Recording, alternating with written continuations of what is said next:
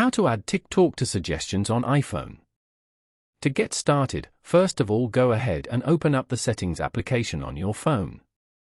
Once you're here, scroll down and tap on Siri. Siri is an intelligent assistant that helps you find information and get things done.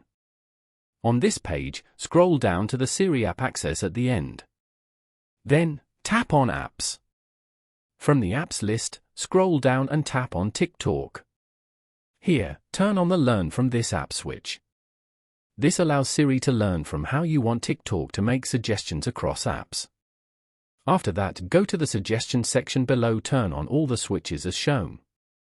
Following these steps, you can easily add TikTok to suggestions on iPhone. Thank you for watching.